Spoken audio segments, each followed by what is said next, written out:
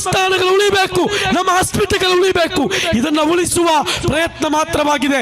ಇನ್ನೊಂದು ಹಿಂದೂ ಸಮುದಾಯ ಅರ್ಥ ಮಾಡಿಕೊಳ್ಬೇಕು. ನಿಮಗೆ ನೀವು ಕಾಲಗಳಿಂದ ಪ್ರಾರ್ಥಿಸುವಂತ ಅದೆಷ್ಟೋ ದೇವಸ್ಥಾನಗಳು ಈ ದೇಶದಲ್ಲಿದೆ. ಯಾಕೆ? ಒಂದು ಮರವನ್ನು ಕಂಡ್ರೆ ಆ ಮರಕ್ಕೆ ಈ ದೇಶದ, ಈ ರಾಜ್ಯದ, ಈ ಜಿಲ್ಲೆಯ ಅದೆಷ್ಟೋ ಬೀದಿಗಳಲ್ಲಿ ನೀವು ಕಟ್ಟೆಗಳನ್ನು ಕಟ್ಟಿಕೊಂಡು ನಿಮ್ಮ ಪ್ರಾರ್ಥನೆಯನ್ನ, ನಿಮ್ಮ ಧಾರ್ಮಿಕ ಆಚರಣೆಯನ್ನು ನೀವು ಮಾಡ್ತಾ ಇದ್ದೀರಿ. ಒಮ್ಮೆಯೂ ಕೂಡ ಈ ದೇಶದ ಮುಸಲ್ಮಾನ ಅದರ ವಿರುದ್ಧವಾಗಿ ಮಾತನಾಡಲಿಲ್ಲ. ಯಾಕಂತ ಹೇಳಿದ್ರೆ ನಿಮ್ಮ ಧಾರ್ಮಿಕ ಆಚರಣೆ ಏನಿದೆ, ನಿಮ್ಮ ಧಾರ್ಮಿಕ ನಂಬಿಕೆ ಏನಿದೆ, ಅದನ್ನ ಗೌರವಿಸಲಿಕ್ಕೆ ನನ್ನ ಧರ್ಮ ನನಗೆ ಕಲಿಸಿದೆ, ನಮ್ಮ ಧರ್ಮ ಕಲಿಸಿದೆ. ಅದಕ್ಕಾಗಿ ಇದುವರೆಗೆ ನಾವು ಎಲ್ಲಿಯೂ ಕೂಡ ನಿಮ್ಮ ಒಂದೇ ಒಂದು ಆಚರಣೆ ವಿರುದ್ಧ, ಒಂದೇ ಒಂದು ನೀವು ಸರ್ಕಾರಿ ಭೂಮಿಯಲ್ಲಿ ರಚಿಸಿದಂತಹ ಮಂದಿರಗಳ ವಿರುದ್ಧ, ಭಜನಾ ಮಂದಿರಗಳ ವಿರುದ್ಧ ನಾವು ಮಾತಾಡಲಿಲ್ಲ. ನಾವು ಗೌರವಿಸಿದ್ದೇವೆ.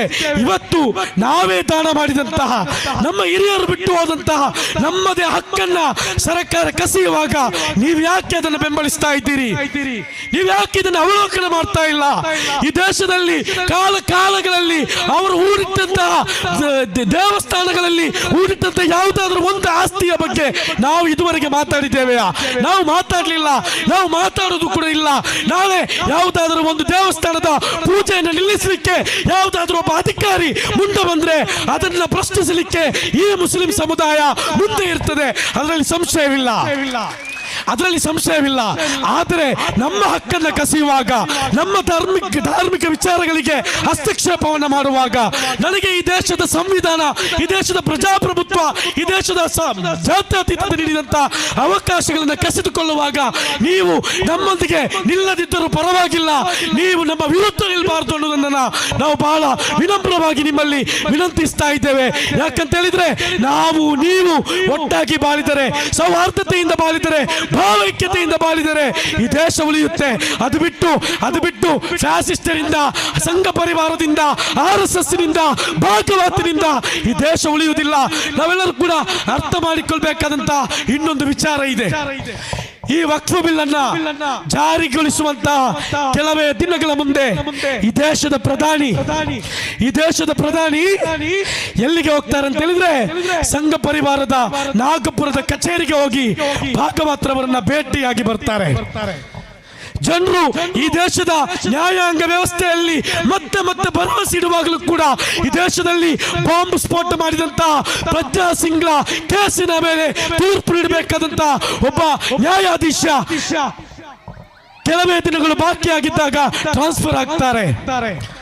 ಆಲೋಚನೆ ಮಾಡಬೇಕು. ರಾತ್ರಿ 2 ಗಂಟೆಗೆ ಈ ದೇಶದ ಸಂಸತ್ತಿನಲ್ಲಿ 2 ವಿಚಾರಗಳು, 2 ಪ್ರಮೇಯಗಳು ಪಾಸ್ ಆಗುತ್ತದೆ. ಅಂದರೆ ಭಯಾನಕವಾದಂತಹ ದಿನಗಳಿಗೆ ಈ ದೇಶ ಮುಂದೆ ಹೋಗ್ತಾ ಇದೆ ಅನ್ನೋದನ್ನ ನೀವು ಬಹಳ ಸ್ಪಷ್ಟವಾಗಿ ಆಲೋಚನೆ ಮಾಡಬೇಕಾಗಿದೆ.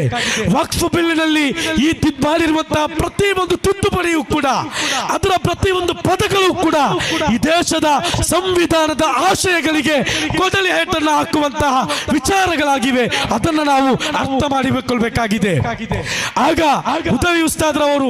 ಅಡ್ವೊಕೇಟ್ ಉದವಿ ಉಸ್ತಾದ್ರವರು ಬಹಳ ಸ್ಪಷ್ಟವಾದಂತಹ ಒಂದು ಸಂದೇಶವನ್ನ ಈ ದೇಶಕ್ಕೆ ನೀಡಿದ್ರು.